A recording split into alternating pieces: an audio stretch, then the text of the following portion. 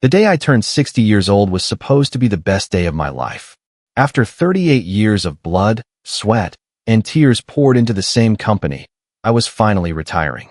38 years of waking up at 5 in the morning, of kissing my wife's sleepy forehead while she mumbled something about it being too early, of driving through rain, sleet, and snow to a job that didn't always thank me, but paid the bills, and then some.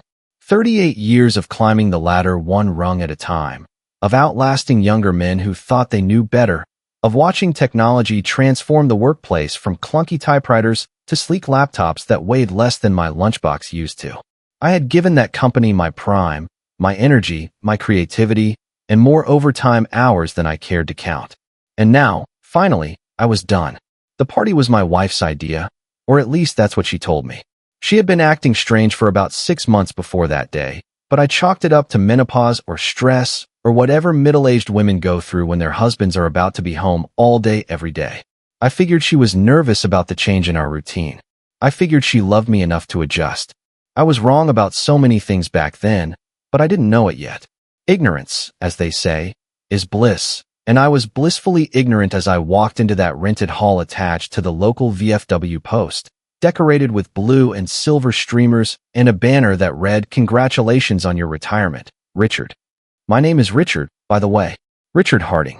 I'm a simple man from a simple town in Ohio, the kind of place where everyone knows everyone, and the biggest news is when the grocery store changes ownership. I grew up 2 blocks from where I still live, in a house my grandfather built with his own 2 hands. I married my high school sweetheart, Elaine, 41 years ago, and for most of that time, I thought we were happy. I thought we had the kind of marriage that people envied, the kind that lasted because both people were committed to making it work. I provided for her. I gave her 2 beautiful children, a son named Marcus and a daughter named Sarah. I put them through college, helped Marcus with the down payment on his first house, bailed Sarah out of credit card debt twice, without a single lecture. I was the rock. I was the foundation. And foundations don't crumble unless someone chips away at them deliberately. The party started at 6 in the evening, and by 6:15, the hall was packed. My coworkers, past and present, showed up with handshakes and hugs, and the kind of forced smiles that said they were happy for me, but jealous as heck that I was getting out while they still had a decade or more to go. My boss, a kid barely 35 named Thompson who dressed like he was going to a yacht club meeting every single day, gave a speech that went on for 20 minutes about my dedication and my work ethic and how I was the backbone of the accounting department. I hated speeches, but I stood there and nodded and pretended to be moved because that's what you do when you're the guest of honor. You smile. You wave. You accept the gold watch they hand you in a velvet box, even though you already bought yourself a smartwatch that does 100 things that gold watch will never do. My son Marcus arrived with his wife, a woman named Chloe who had never quite warmed up to me despite 10 years of trying. Marcus was 40 years old, a real estate agent who sold high-end properties to people with more money than sense.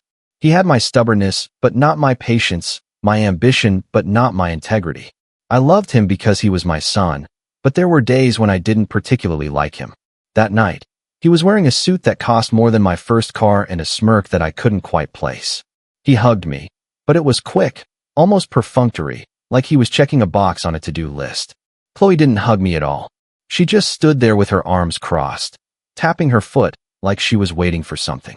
My daughter Sarah arrived about 20 minutes later, trailing behind her boyfriend of 8 months, a tattooed mechanic named Kyle who smelled like cigarettes and cheap cologne.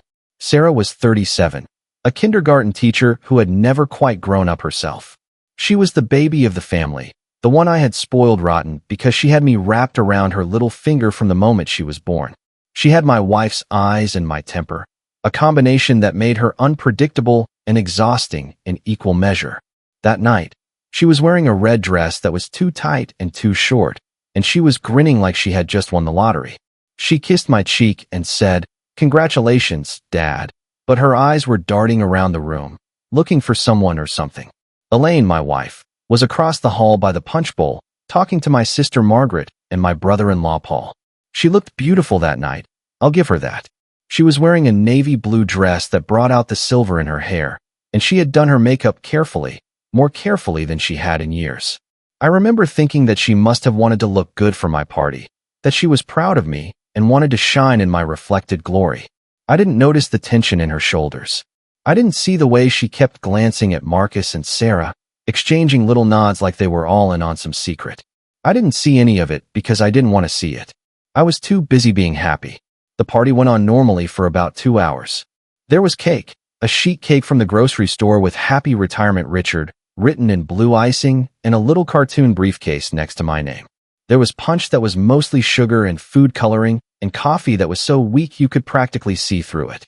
People told stories about me, some funny, some embarrassing, some that made me want to crawl under the table and hide. My old friend Dave from the warehouse talked about the time I accidentally sent a spreadsheet to the entire company with a row of curse words in the footer, and everyone laughed, including me. It was a good party. It was the kind of party that made a man feel seen, feel valued, feel like his 38 years meant something to someone. And then everything changed. I was standing by the cake table, cutting myself a second slice because the first one had disappeared in about 3 bites, when Elaine walked up to me. She was holding a manila envelope, the kind with the string tie on the flap, and her hands were shaking slightly. I noticed the shaking because I noticed everything about Elaine, even after 41 years. I could tell when she was nervous, when she was excited, when she was lying, when she was telling the truth. That night, she was all of those things at once, and I couldn't figure out why. "Richard," she said, and her voice was loud enough that people nearby turned to look. "I need to talk to you." "Okay," I said, wiping icing from my lip with a napkin. "What's up?" She didn't answer with words. Instead, she opened the manila envelope and pulled out a stack of papers. Legal papers. I recognized them immediately because I had seen them before when my coworker Jerry got divorced 5 years ago. He had brought the papers into the office to show me, complaining about how his wife was taking him for everything he was worth. I had glanced at them then, not really paying attention, never imagining that I would ever see a set of my own. But there they were. Divorce papers. Elaine's name was on them as the petitioner, and my name was listed as the respondent. The word dissolution of marriage was printed in bold letters at the top of the first page, and underneath it, in smaller print, were all the legalese that would end 41 years of my life with the stroke of a pen. I didn't react immediately. That's not my way. I'm a man who thinks before he speaks, who processes before he acts. In the seconds that followed, I stood there like a statue, staring at those papers, trying to understand what was happening. Elaine was serving me divorce papers. At my retirement party, in front of all my friends, my family, my coworkers, everyone who had ever mattered to me. And then I heard the cheering. I looked up, and my heart, which had already been cracking, shattered into a million pieces. Marcus was standing 10 feet away, clapping his hands together like he was at a sporting event. Sarah was beside him, laughing and pumping her fist in the air. Chloe was smiling, that thin, smug smile she always wore when she thought she had won something. Kyle was whooping and hollering like he had just seen a touchdown at the Super Bowl. And scattered around them, maybe a dozen other people, were also cheering. Not everyone, but enough. Enough to make it a spectacle. Enough to make it a public execution. My sister Margaret looked horrified. My friend Dave looked like he wanted to punch someone. But the people who mattered most, my own children, were celebrating the destruction of my marriage like it was the best thing that had ever happened to them. I felt the room tilt. I felt the blood drain from my face. I felt something inside me, something that had been holding me together for 60 years, start to fray. But I did not fall. I did not scream. I did not cry. I did not give them the satisfaction of seeing me break. Instead, I did something that surprised everyone, including myself. I reached out with a steady hand and took the pen that Elaine was holding in her other hand. She had brought a pen. She had planned this. She had thought about every detail, from the envelope to the pen to the timing. She wanted me to sign right there, in front of God and everybody. She wanted my signature to be part of the performance. I looked at the papers. There were maybe 20 pages, each one filled with the kind of language that makes lawyers rich and regular people confused. But I didn't need to read them. I didn't need to know the details. I knew what divorce meant. It meant the end. It meant the closing of a door that I had thought would stay open forever. "Richard," Elaine said, and her voice was shaking now, less confident than it had been a moment ago. "Just sign. It's better this way. We can do this quietly, without a fight." Quietly. She wanted to do this quietly. She had just served me divorce papers in front of 100 people, and she was talking about doing things quietly. The irony was so thick I could taste it, bitter and sharp on my tongue. I flipped through the pages, not reading, just looking. And then I found the last page, the signature line. I placed the paper against the cake table, steadying it with my left hand while I raised the pen with my right.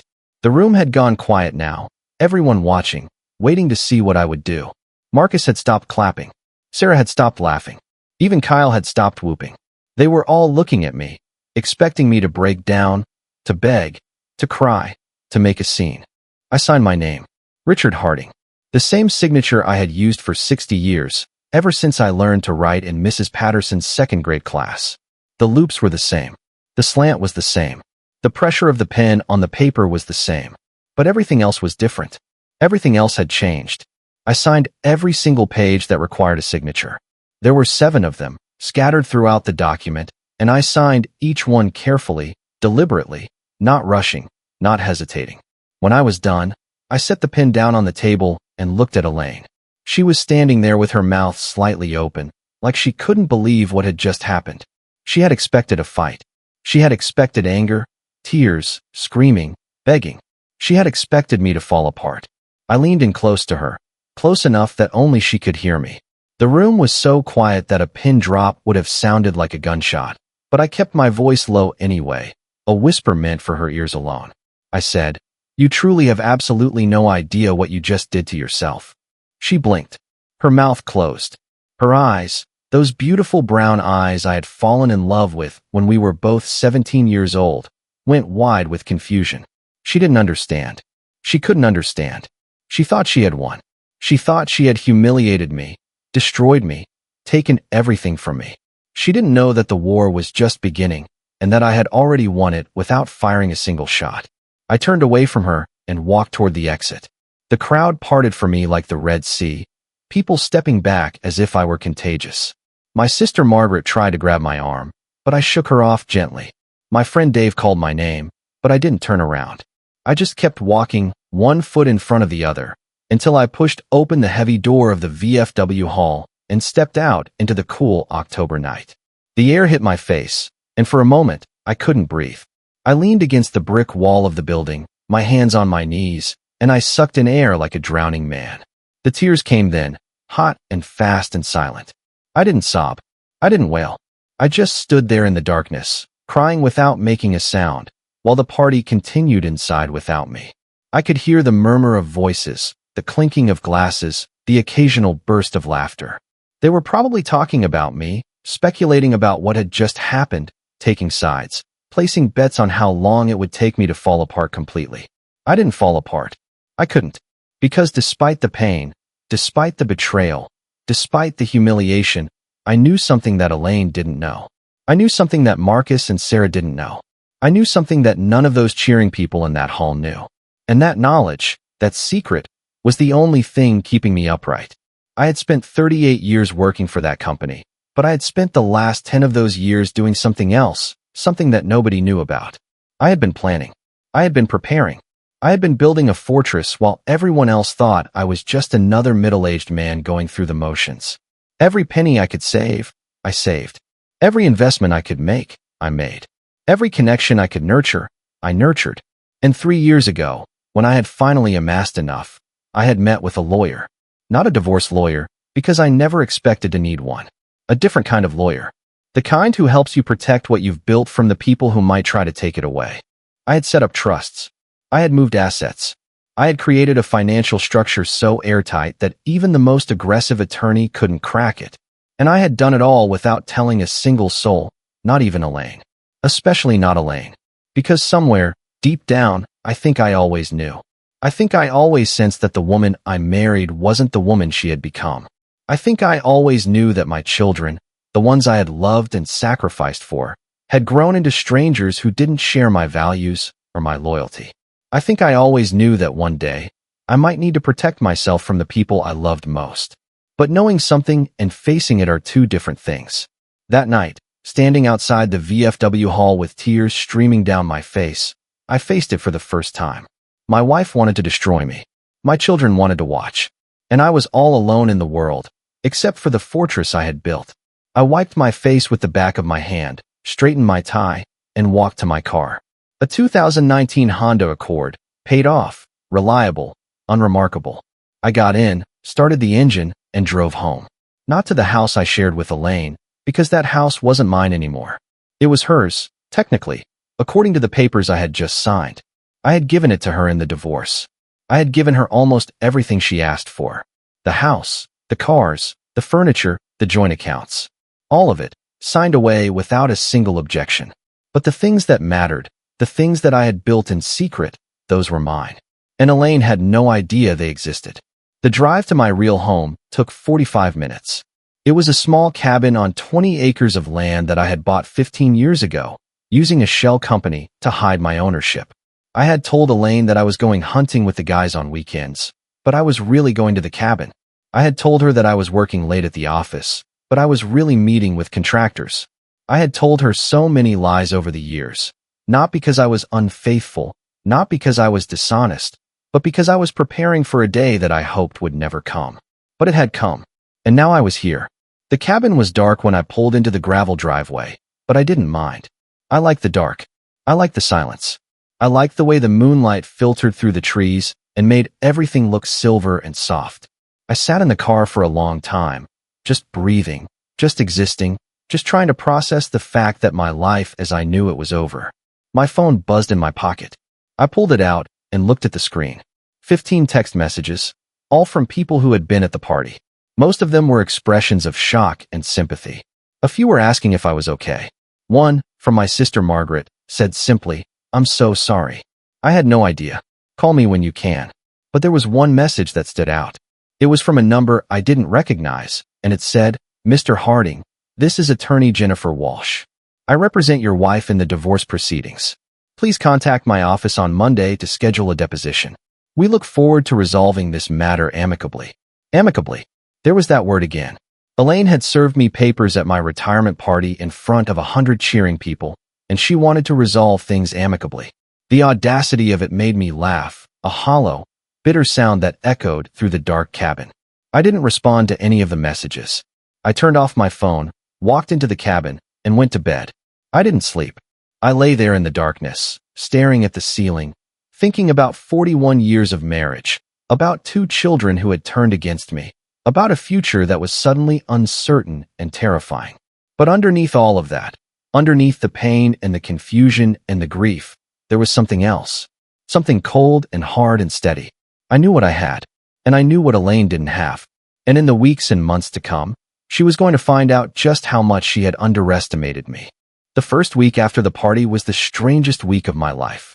I stayed at the cabin, not answering my phone, not checking my email, not talking to anyone except the delivery guy who brought groceries from the nearest town, 20 miles away.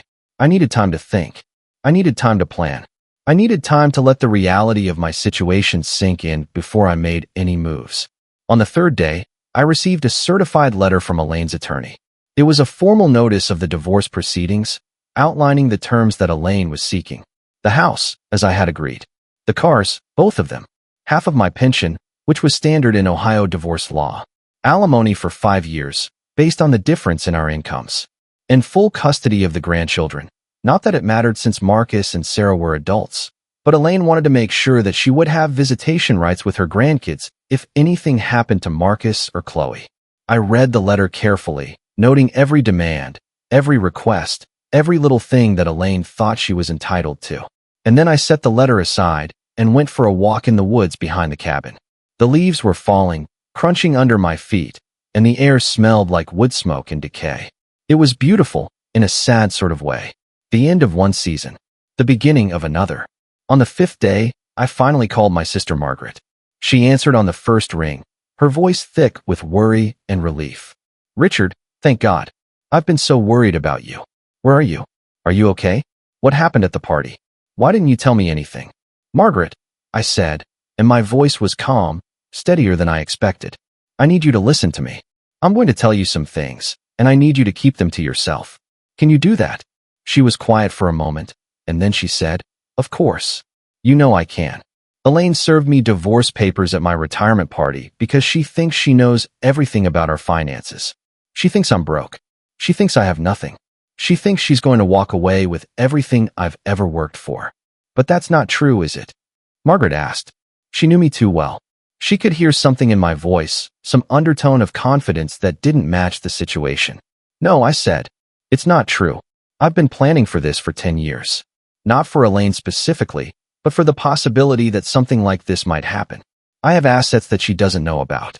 I have accounts in her name. I have a financial structure that is completely untouchable. What do you mean, accounts in her name?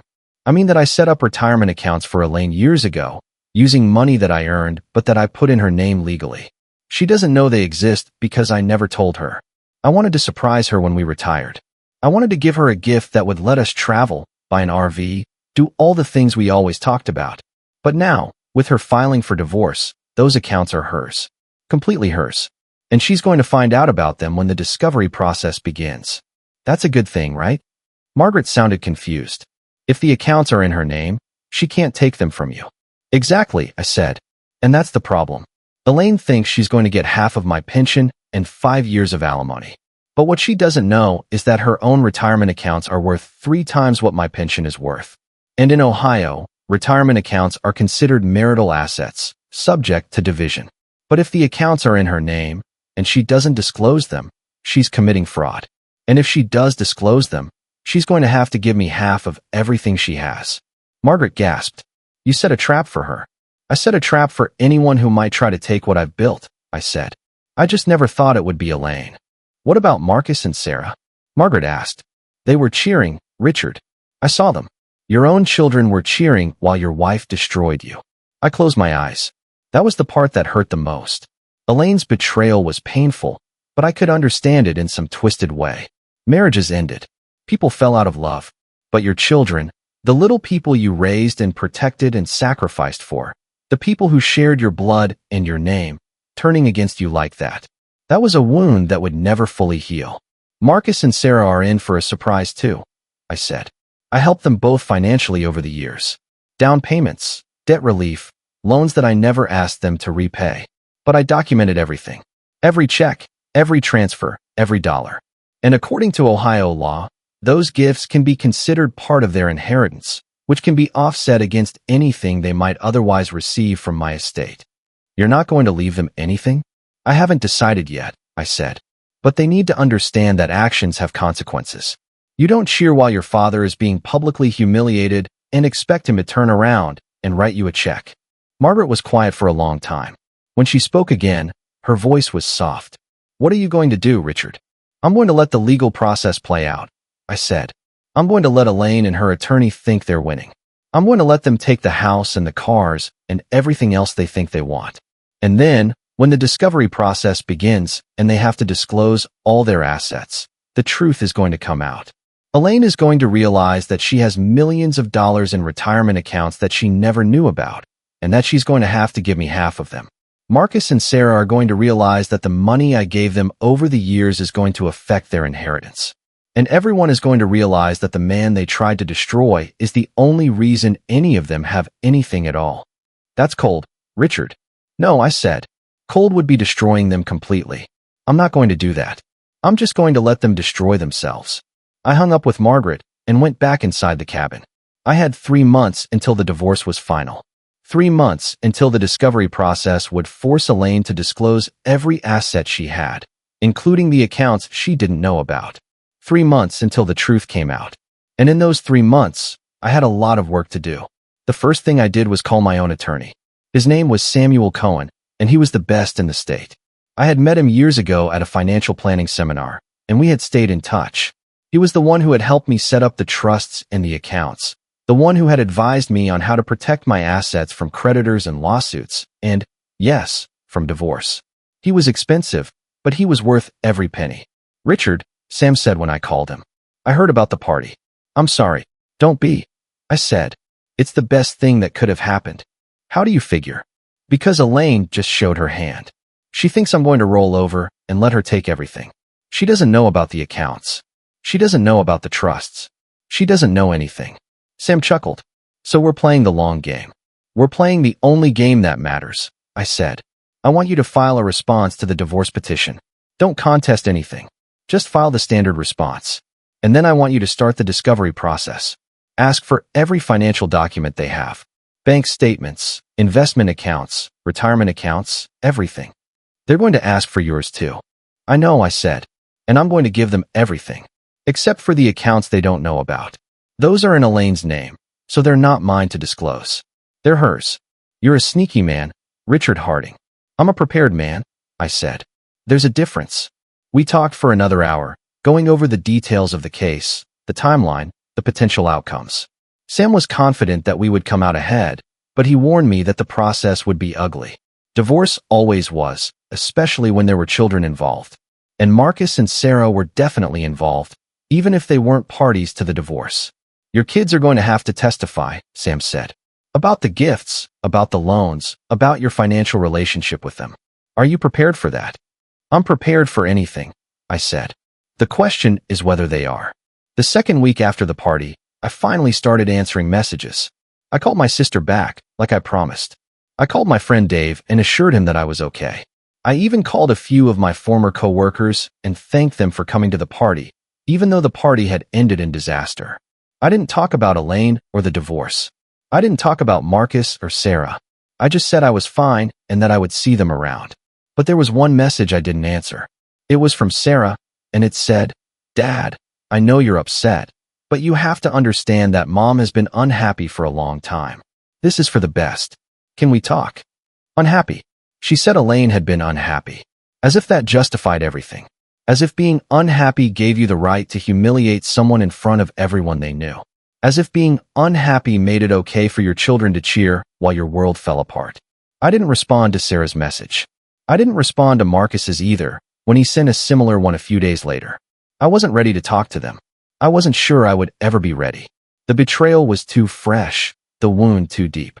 I needed time to heal before I could even think about forgiveness. The third week, I went back to work. Not to my old job, because I was retired, but to the cabin. I had projects there, things I had been putting off for years. The deck needed to be refinished. The garden needed to be weeded. The shed needed a new roof. I threw myself into the work, physical labor that tired my body and numbed my mind. I worked from sunrise to sunset, only stopping to eat and sleep. And in the evenings, when the sun went down and the work was done, I sat on the deck and watched the stars come out and thought about the life I had lost and the life I was building. The fourth week, the legal process began in earnest. Sam filed our response to the divorce petition, and Elaine's attorney, Jennifer Walsh, filed a motion for temporary support. She wanted me to pay Elaine's living expenses while the divorce was pending. The house, which Elaine was living in, had a mortgage. The cars had insurance. There were utilities, groceries, all the normal expenses of daily life. Elaine had stopped working 20 years ago when Marcus was in high school, and she had no income of her own. She was completely dependent on me, or at least she thought she was. Sam advised me to agree to the temporary support. It's standard, he said, and it's not going to hurt you in the long run. The more reasonable you appear, the better you look to the judge. So I agreed. I started sending Elaine a check every month, enough to cover the mortgage, the utilities, and a modest amount for groceries and other expenses. I didn't do it because I wanted to. I did it because Sam told me to, and because I knew that in the end, Elaine was going to owe me far more than I was paying her. The fifth week, the discovery process began.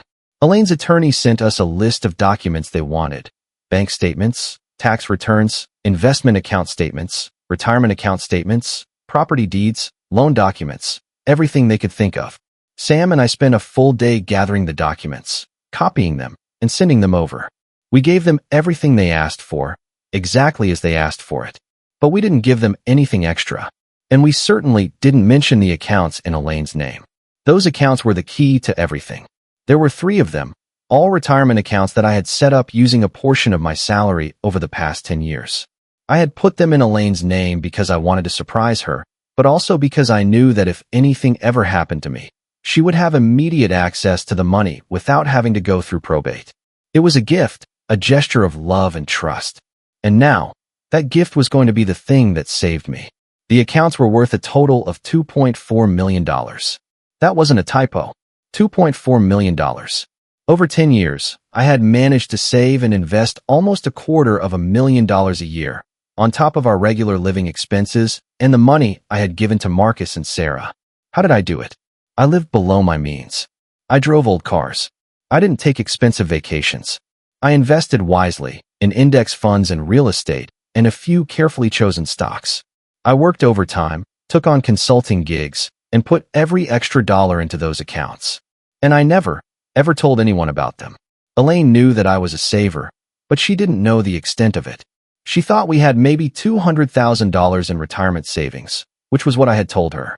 The rest, the $2.4 million, was a secret. My secret. And now, because I had put it in her name, it was her secret too, even though she didn't know it. The 6th week, Sam called me with an update. They're asking for a deposition, he said.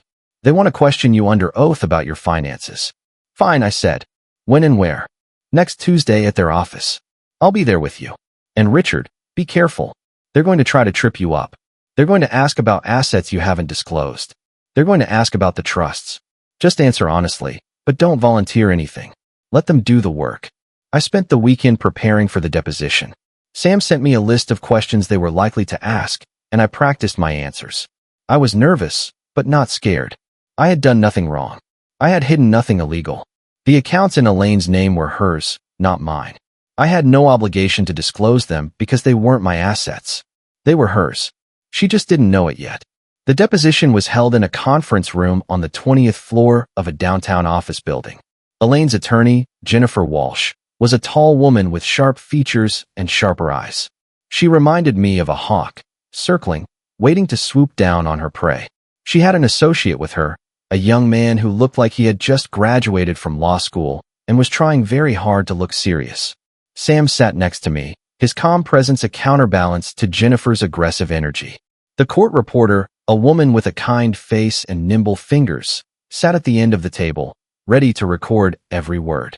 Mr. Harding, Jennifer began, I want to thank you for coming in today. I know this is difficult for you. It's not difficult, I said. It's necessary. She raised an eyebrow. Necessary? Yes. Divorce is a legal process. I'm participating in that process. It's necessary. She nodded, making a note on her legal pad. Let's start with your employment history. You worked for Harding Industries for 38 years, correct? Actually, it was Harding Manufacturing. But yes, 38 years. And during that time, you participated in the company's retirement plan? Yes. What is the current value of your retirement account? Approximately $800,000. And is that the only retirement account you have? I paused. This was the moment I had been waiting for. That is the only retirement account in my name, I said carefully. I have no other retirement accounts that list me as the account holder. Jennifer's eyes narrowed. She sensed something, but she didn't know what. What about accounts that list you as a beneficiary? I am the beneficiary of several accounts, I said. But those accounts belong to other people. They are not my assets. Who are these other people? My wife, for one, and my children. Your wife has retirement accounts. She has 3 retirement accounts, yes. I set them up for her over the past 10 years, using my income. They are in her name only. I am the beneficiary in the event of her death, but she is the sole owner. Jennifer's pen stopped moving. She looked at me, then at Sam, then back at me. Your wife has retirement accounts that she doesn't know about. I don't know what Elaine knows, I said. I can only tell you what I did. I set up the accounts. I funded them. I put them in her name. I never told her about them because I wanted to surprise her when we retired. That was the plan. But then she filed for divorce, and the plan changed. What is the total value of these accounts? I'm not sure I should answer that, I said. They're not my accounts. They're Elaine's. You should ask her. Jennifer's face flushed. She turned to Sam. Did you know about this? Sam smiled, the kind of smile that said he had been waiting for this moment. No, she sobbed. I was unhappy, Richard. I was so unhappy. And Marcus and Sarah, they told me that you didn't care about me. They said you were selfish, that you only cared about work. They said I should leave you while I still had time to find happiness. I felt a cold rage building in my chest. Marcus and Sarah, they had poisoned her against me. They had convinced her to leave me, to humiliate me, to destroy me. And why? For the money? For the house? For some twisted sense of loyalty to their mother that had nothing to do with the truth? Elaine, I said, and my voice was hard. I need you to listen to me. Those accounts in your name are yours. Legally, they belong to you. But in a divorce, all marital assets are subject to division. That means you have to disclose the accounts. And if you disclose them, I am entitled to half of their value. Half, she whispered. But they're in my name. It doesn't matter. They were funded with marital income.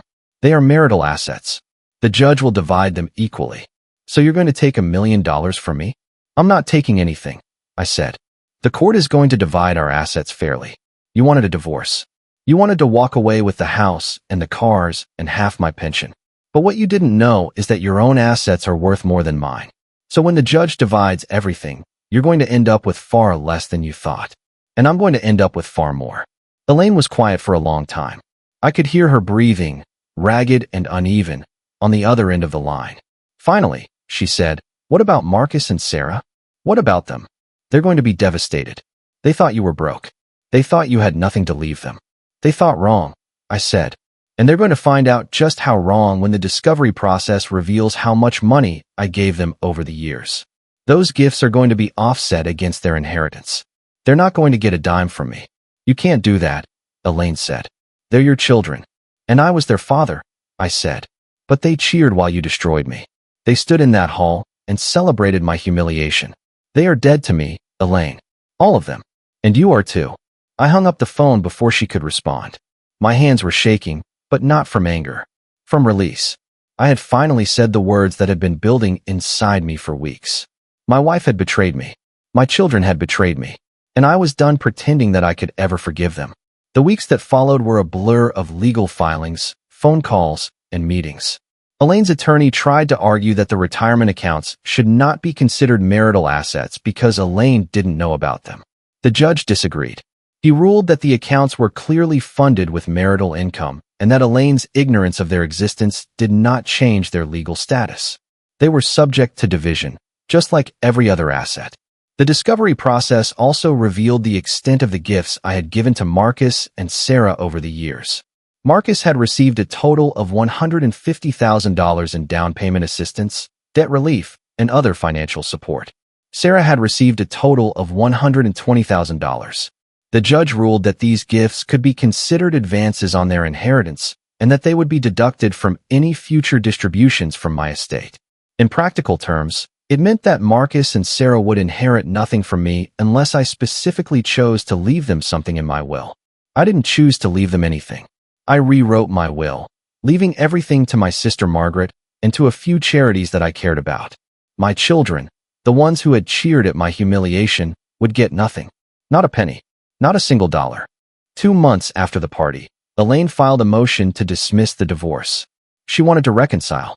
She wanted to go back to the way things were, before the party, before the papers, before everything fell apart. Her attorney called Sam and asked if I would be willing to meet with Elaine to discuss the possibility of a reconciliation. I said no. There was nothing to reconcile. The woman I had married, the woman I had loved for 41 years, was gone. In her place was a stranger, a woman who had been willing to destroy me in front of everyone I knew, all because she was unhappy and her children had convinced her that I was the enemy. I couldn't go back to that. I wouldn't go back to that. The trust was broken, and it could never be repaired. The 3rd month after the party, the divorce was finalized.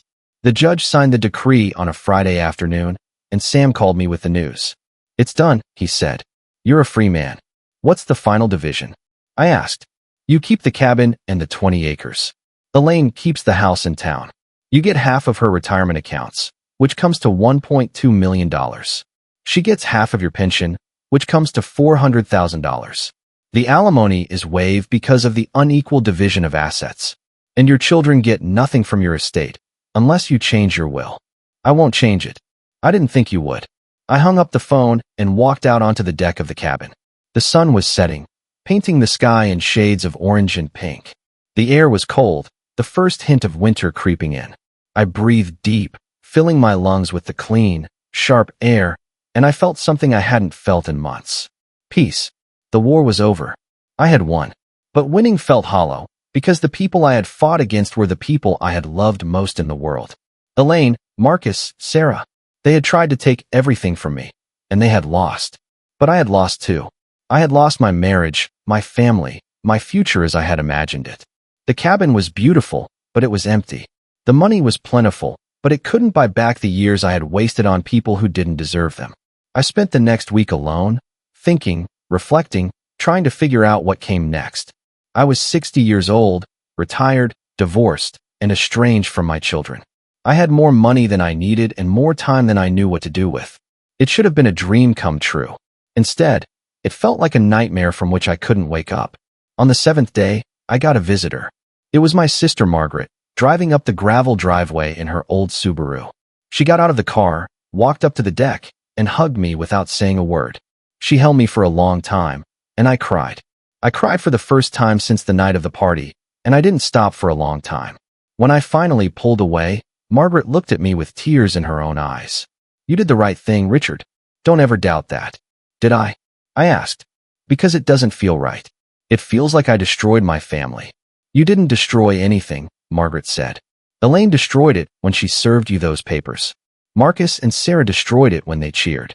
You just protected yourself. There's nothing wrong with that." I wanted to believe her, but the doubt was still there, gnawing at the edges of my mind. Had I been too harsh? Too unforgiving? Should I have tried to reconcile, to forgive, to move past the betrayal and build something new? No. The answer came to me with a clarity that surprised me. No, I should not have forgiven. I should not have reconciled. Because forgiveness without accountability is just permission to do it again. Elaine and Marcus and Sarah had made their choices. They had chosen to humiliate me, to betray me, to try to take everything I had worked for. And now they were living with the consequences of those choices. That wasn't my fault. That was justice. 3 months after the party, I received a letter from Elaine. It was handwritten, on stationery she had probably bought years ago and never used. The handwriting was shaky, the words uneven, as if she had been crying while she wrote. "Dear Richard," the letter began. "I know you don't want to hear from me, but I need to say this. I was wrong. I was so wrong about everything. I let Marcus and Sarah poison my mind against you. I let my own unhappiness blind me to the truth. You were a good husband. You provided for me. You loved me. You were faithful to me for 41 years. And I repaid you by humiliating you in front of everyone you know. I am so sorry. I don't expect you to forgive me. I don't expect you to take me back. I just want you to know that I am sorry and that I will spend the rest of my life regretting what I did to you. Love, Elaine." I read the letter 3 times. The first time, I felt nothing. The second time, I felt a flicker of the love I had once felt for her. The third time, I felt sadness. Deep, profound sadness for the woman she had been and the woman she had become. I didn't write back. I didn't call. I put the letter in a drawer and closed it. Some doors, once closed, should never be opened again. 6 months after the party, I started volunteering at a local animal shelter. I had always loved dogs, but Elaine was allergic, so we never had one. Now, with no one to answer to, I could have as many as I wanted. I adopted a senior Labrador named Buddy, a sweet old dog whose owner had died and left him alone. Buddy and I became inseparable. We went for long walks in the woods behind the cabin. We sat on the deck and watched the stars. We kept each other company in the silence that had once felt so lonely, but now felt like peace. I also started taking cooking classes at the community center. I had never learned to cook because Elaine had always done it. But now, on my own, I needed to eat, and I figured I might as well learn to do it well. I discovered that I had a talent for it, a patience and attention to detail that translated perfectly to the kitchen. My signature dish became beef stew, slow-cooked for hours until the meat was tender and the vegetables were soft. I made it every Sunday, enough to last the week, and I always thought of Elaine when I did. Not with longing, but with something closer to gratitude. She had taught me to appreciate good food, even if she wasn't there to share it with me. A year after the party, I heard through the grapevine that Marcus and Sarah were struggling. The word had gotten out about the divorce, about the money, about the fact that they would inherit nothing from me. Their friends, the ones who had cheered at the party, had abandoned them. Their marriages, already strained, had crumbled under the weight of the scandal. Marcus had lost his real estate license after a dispute with a client, and Sarah had been placed on administrative leave from her teaching job after rumors surfaced about her behavior at the party. I should have felt sorry for them. They were my children, after all, the blood of my blood, the flesh of my flesh. But I didn't feel sorry. I felt nothing. The same nothing I had felt when I read Elaine's letter. The same nothing I had felt when I signed those divorce papers. The love I had once felt for them had died on that night, smothered by their cheers and their laughter and their celebration of my pain. 2 years after the party, I met someone. Her name was Diane, and she volunteered at the animal shelter too. She was a widow, 62 years old, with kind eyes and a laugh that made me forget all the bad things in the world. We started talking, then walking our dogs together, then having dinner, then spending weekends at the cabin. She knew about my past, about Elaine and Marcus and Sarah, and she didn't judge me for it. She just listened and held my hand and told me that I deserved to be happy. For the first time in a long time, I believed her. Diane and I never got married. We didn't need to. We were both too old, too set in our ways, too scarred by the past to want to go through all that again. But we were together in the way that mattered. We shared a life, a home, a love that was quiet and steady and real. It wasn't the passionate, all-consuming love I had felt for Elaine in the beginning. It was better. It was the love of two people who had been hurt and had healed, who had learned to trust again and had found someone worthy of that trust. The years passed. The cabin aged, just like I did. The deck needed to be refinished again. The garden needed to be weeded again. The shed needed a new roof again. But I didn't mind the work. It kept me busy, kept me moving, kept me from thinking too much about the past. And when the work was done, I sat on the deck with Diane and Buddy and watched the sunset and felt grateful for the life I had. I never saw Elaine again. I heard that she had moved to Florida to be closer to her sister and that she had remarried a man named Frank who sold insurance and had a bad comb-over. I hoped she was happy. I really did. Despite everything, I didn't want her to suffer.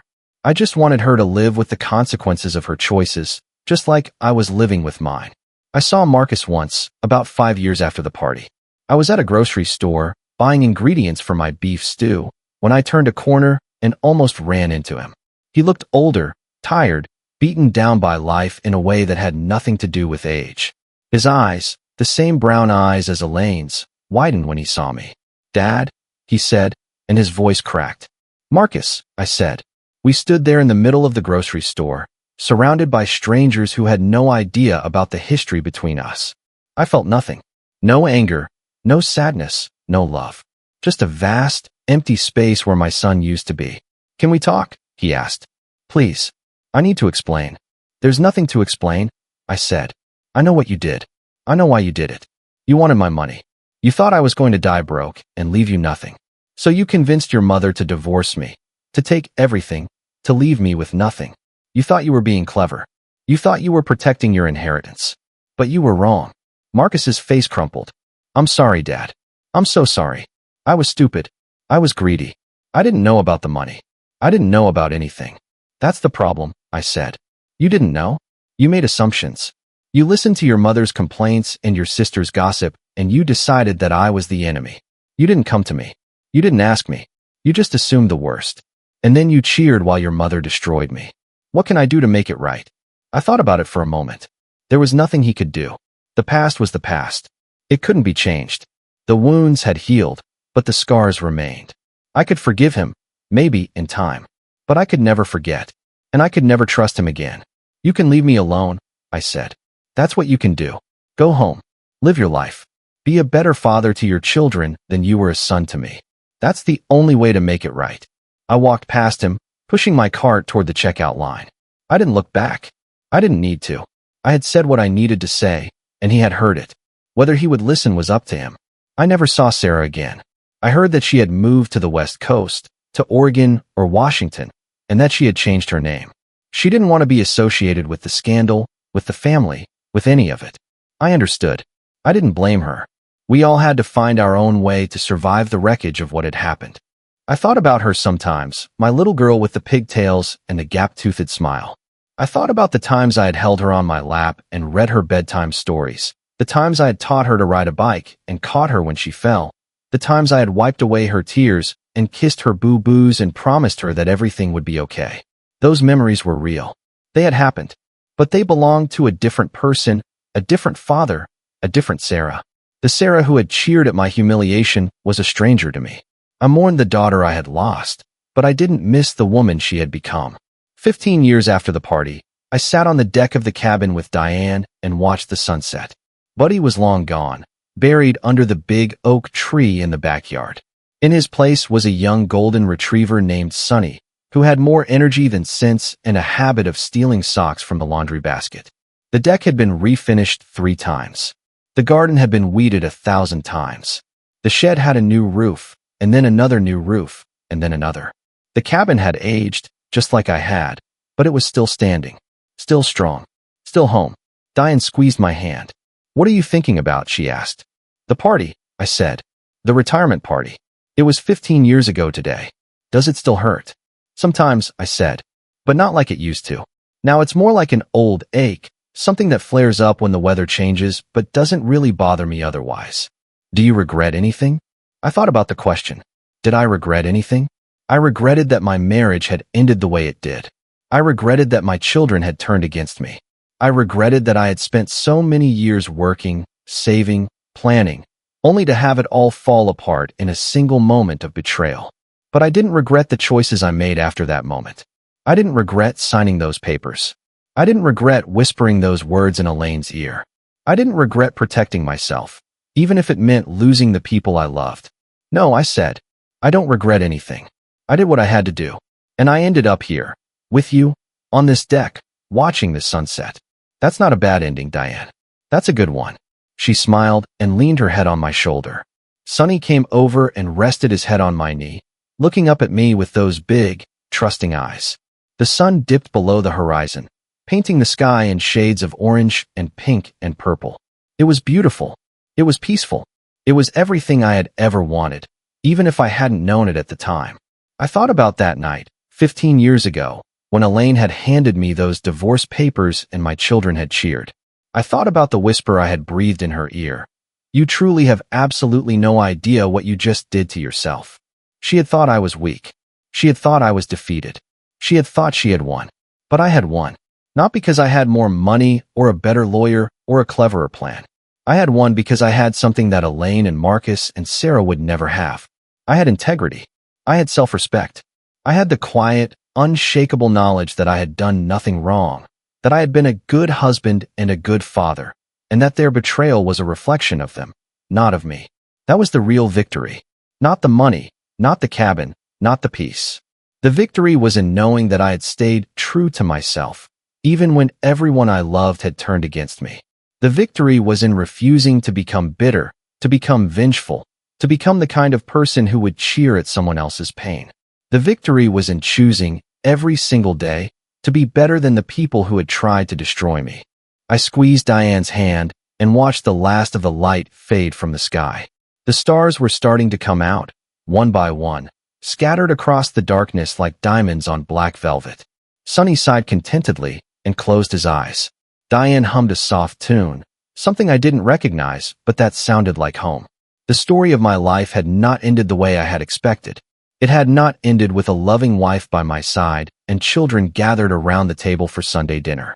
It had not ended with a gold watch and a comfortable retirement and the respect of my peers.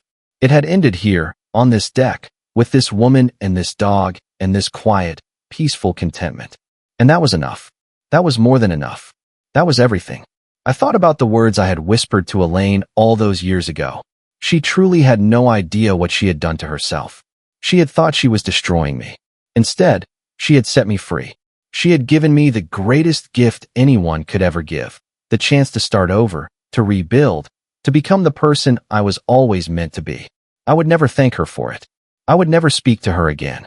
But I would always remember that the worst day of my life had led to the best years of my life. And that was a kind of justice, I suppose. The kind that doesn't come from a courtroom or a judge. The kind that comes from living well, from loving deeply, from refusing to let the darkness win. Sonny stirred, wagging his tail. Diane looked up at me and smiled. I smiled back, and for a moment, I was 60 years old again, standing in that VFW hall, watching my world fall apart. But the moment passed, and I was 75, and the world had put itself back together, stronger and more beautiful than before. The end. But not really. Because stories like this don't end. They echo, reverberate, ripple through time and space, touching everyone who hears them. And if you're listening to this, if you're watching this video, if you're reading these words, then this story is part of you now. And maybe, Just maybe, it will help you the way it helped me. Maybe it will remind you that you are stronger than you think, that you are worth more than the people who try to tear you down, that the best revenge is not revenge at all, but a life lived with courage and grace and quiet dignity. So go, live your life, love deeply, forgive when you can, but never forget. And remember, the people who try to destroy you are only giving you the opportunity to rebuild yourself into something better. That's what I did. And you can too. If you enjoyed this story, please like, subscribe, and share it with someone who needs to hear it.